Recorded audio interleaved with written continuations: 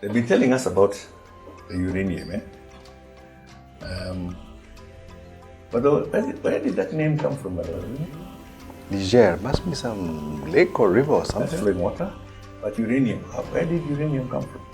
Is it named after the planet Uranus? Correct. Correct. Yeah.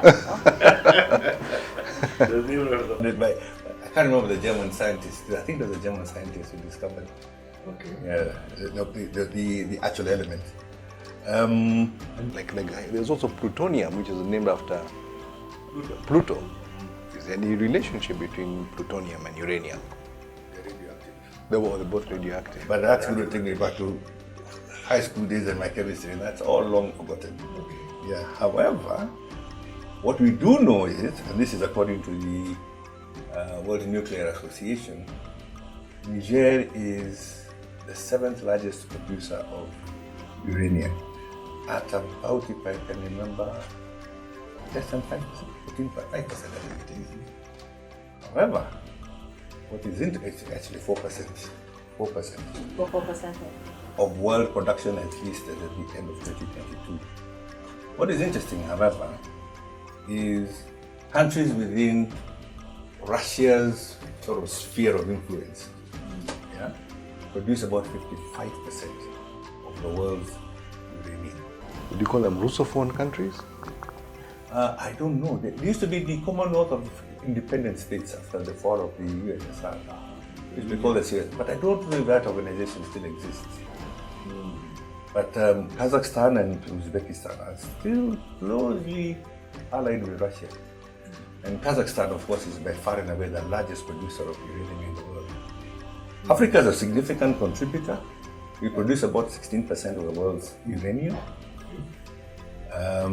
But what is actually very, very interesting is this, is that although we produce 16% of the world's uranium, and Niger is only a 4% producer within the World League, it actually provides more than a quarter of all the uranium that is actually used in Europe, particularly France. What is important about France is, of all the countries in Europe, it generates about less than 70, about 69% of its electricity from uranium, from nuclear energy. And of course, Niger therefore becomes a critical player for them. But is that the reason why the West is putting pressure on Africa to invade Niger? I would have thought that that's to protect the French interests, and by the extension, Western interests. Well, the thing is this. Canada is also a large provider of uranium. Namibia, in Africa, produces more uranium than in fact Niger does. So they had alternate sources.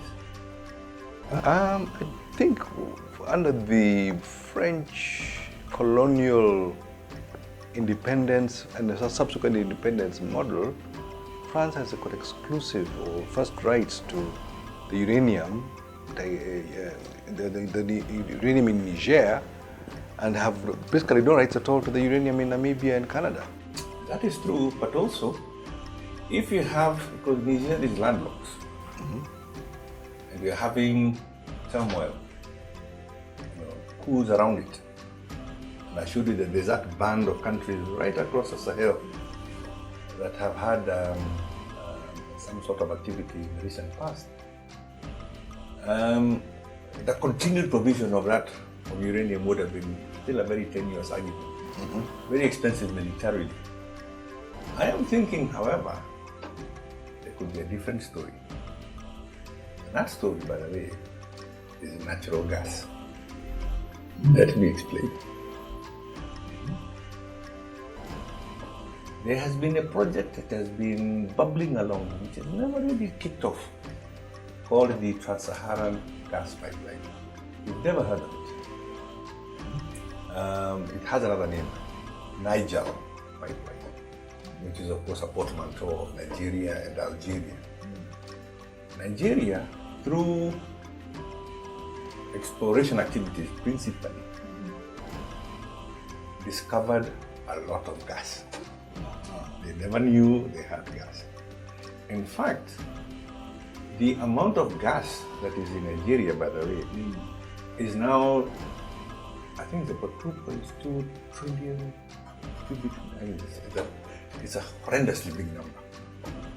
But it's a lot. And it is, in fact, now the largest known deposit of natural gas in Africa. Larger than Mozambique. Larger than Mozambique. Oh. Of course, as you know, in Europe there has been, well, not a lot of hot air, but there's been a lack of gas. There's been a reliance on Russia for gas. Well, there was, until two pipelines went kaput. We'll not discuss who blew them up. There are ideas about that, but the fact of the matter is, Nord Stream 1 and Nord Stream 2 are no longer pumping gas. Okay. And of course, gas is the secret sauce to Europe's industrial revolution in the last 30 to 50 years. Yeah. Without gas, Europe can go very cold. And so they need this pipeline. And this pipeline was going to flow through Nigeria. From Nigeria through the coast, a place called Wari. I've been there. I've been around the Port Harcourt area.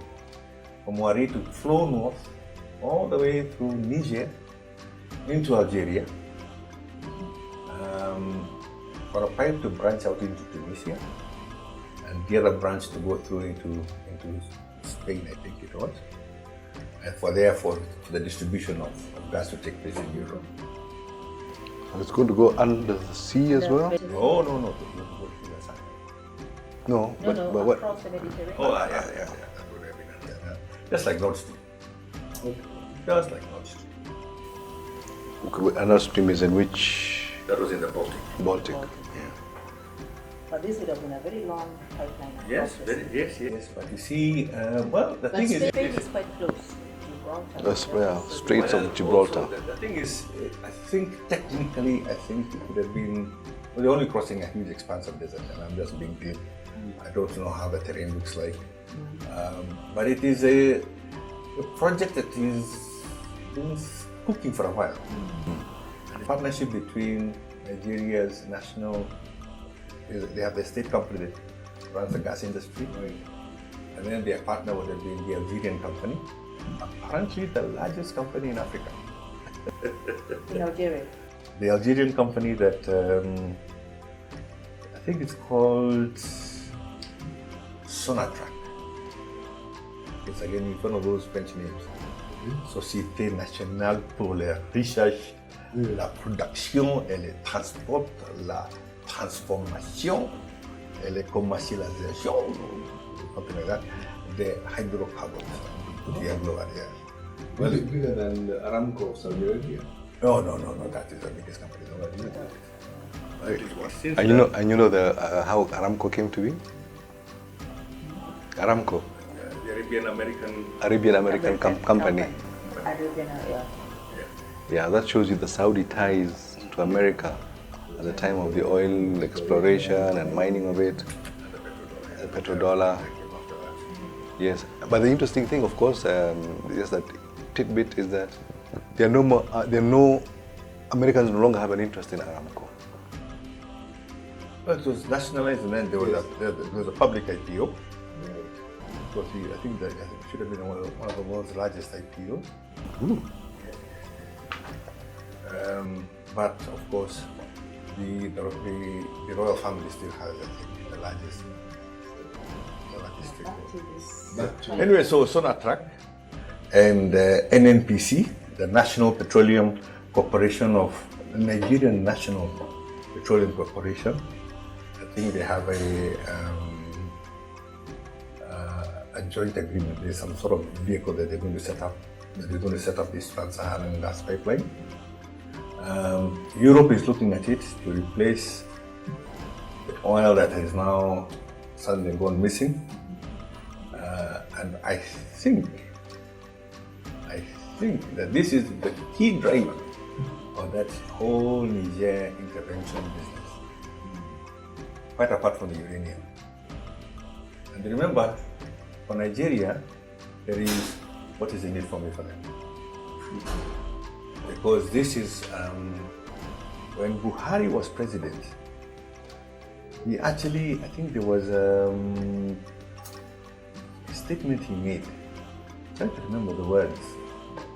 Something to do with transforming Nigeria into an industrialized nation using national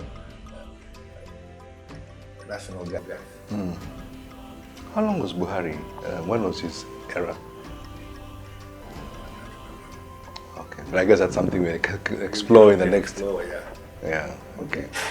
Okay.